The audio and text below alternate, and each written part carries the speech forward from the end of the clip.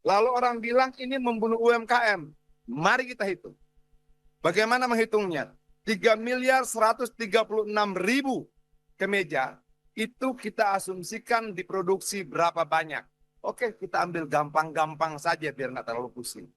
Satu perusahaan di Indonesia selama 1 tahun kita asumsikan menjahit 1 juta kemeja.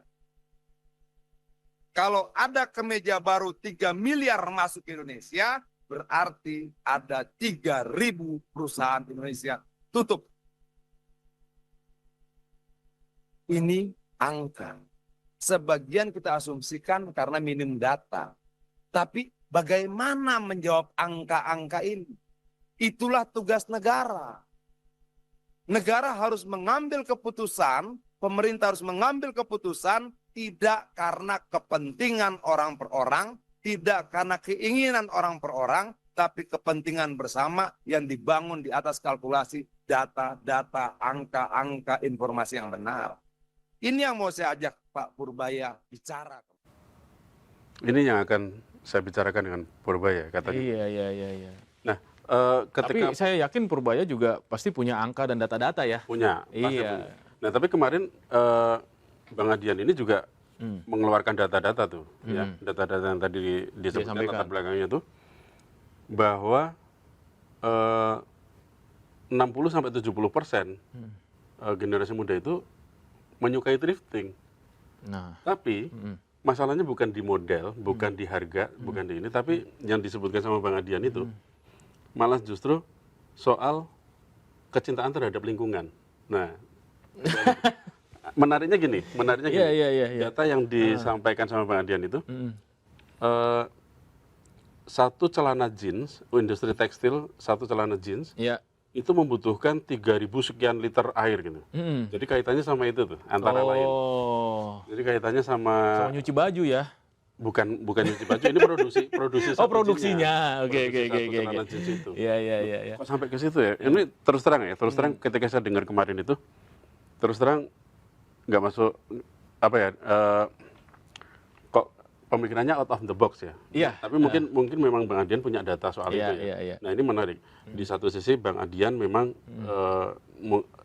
terlihat membela para pedagang thrifting, Iya. tapi di sisi lain yang tadi disebutkan pengen membicarakan hal ini sama Menteri Keuangan. Nah memang Menteri Keuangan juga tegas nih Iya. ngomongin soal thrifting. Saya nggak peduli katanya kan gitu.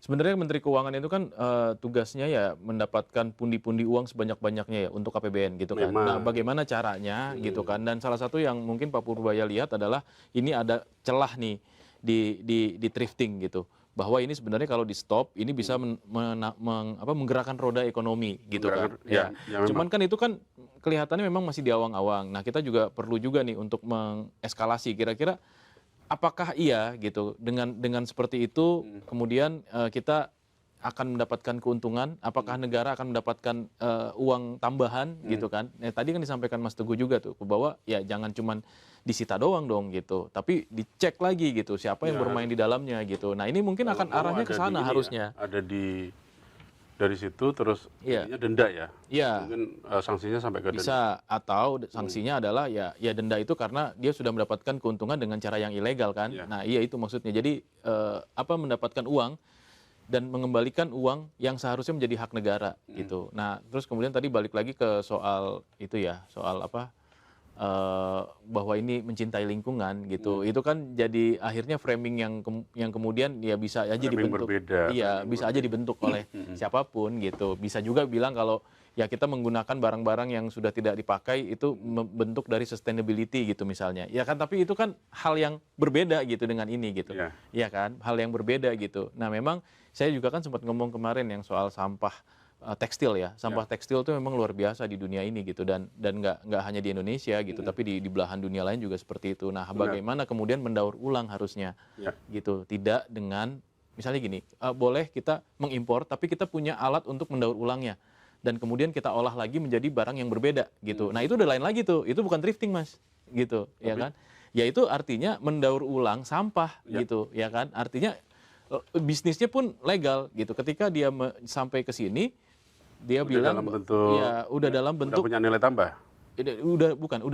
udah dalam bentuk ini adalah impor sampah tekstil gitu yang kemudian ini akan diolah di sini gitu. Ada mesin pengolahnya, ada pabrik pengolahnya dan kemudian di recycling gitu menjadi Ya. bentuk yang baru Oh, gitu ya kan. Nah, itu kemudian dijual lagi di dalam negeri. Itu hal yang berbeda dong gitu. Artinya kita bisa mendapatkan barang yang jauh lebih murah gitu. Nah, tapi aturannya kan nggak seperti itu. Aturannya nggak kayak gitu makanya. Dan ini yang Nah, juga tapi agak nggak tahu repot. juga ya. Kalau yang tadi disebutkan Bang Adian itu kemarin ya di dalam pertemuan kemarin itu, thrifting itu tidak hanya dilakukan oleh Indonesia rupanya. Iya. Jadi bahkan nilai thrifting di Amerika, Belanda dan juga satu lagi saya lupa, itu disebutkan jauh lebih gede daripada di Indonesia. Nah ini yang jadi catatan lagi adalah ini thrifting dalam bentuk impor Iya, atau Amerika itu juga pre-love impor nih. pakaian bekas. Nah, Gitu. nggak tahu tuh. Nah, Bahasanya memang thrifting ya. iya. Disebutkan kemarin Nah, oleh Bang iya, Adian. ini yang juga harus kita clearkan nih. Antara thrifting atau Pre-love. Kalau Pre-love ini kan pre-love kan dalam tanda kutip masih ada pemiliknya ya. masih ada pemiliknya gitu. Kayak saya nih jual jaket nih, Mas nih bayarin jaket saya gitu. Itu kan Pre-love. pre-love gitu ya kan. Artinya juga nih bayarin. iya, artinya tidak ada kaitannya dengan impor. Ya. Gitu ya kan. Jadi pakaian yang beredar di dalam negeri, ya mungkin itu Tapi pakaian kalau disebut thrifting, Bang Adian tuh sampai nyebut angkanya tuh lebih dari 2 triliun rupiah ya. iya. 2 triliun rupiah itu untuk Amerika tuh impornya. Nilainya sebesar itu. Oh, impornya ya berarti Iya, ya. impornya. Ya berarti ya mungkin thrifting bisa, Bisa jadi. jadi Ya, tapi kalau mungkin pengolahannya di sana mungkin betul. apakah dipajekin atau apa Nah, gitu ya. apakah memang dijual dalam bentuk utuh? Kalau di sini kan dijual dalam bentuk utuh, Mas. Ya kan, artinya pakaian yang dari sana sampai ke sini ya pakaiannya masih begitu gitu. Ya. Nah, padahal sebenarnya kan idealnya adalah ketika kita mengimpor sampah, sampah tersebut memang bisa digunakan untuk kebutuhan yang lain. Misal dari pakaian gitu, terus kemudian tekstil ini kita ubah, kita olah gitu kan, jadi bentuk yang lain, kayak seperti misalnya bantal, misalnya gitu, atau apapun gitu ya, keset, ya atau apapun gitu. Malah lebih rendah dong nilainya nanti kan. Nah iya memang, tapi kan pengirimannya pun juga kan sampah gitu. Nah ini kan jadi Nah, tapi yang dimasalahin sama Pak Purbaya itu jadi Pak Purbaya itu berpegang sama ada undang-undangnya katanya. Iya. Impor barang bekas nggak boleh kan? Iya. Ya udah berarti nggak boleh. Saya nggak ada urusan sama thrifting. Kita dengerin dulu nih ya. Iya. Ada statement dari Pak Purbaya ya soal thrifting. Kita tolong diputar teman-teman ya. Sudah jelas itu ilegal. Jadi nggak ada hubungannya bayar pajak apa nggak bayar pajak. Itu barang ilegal. Menurut Anda apa? Kalau saya menagih pajak dari ganja misalnya, apakah jadi barang jadi legal?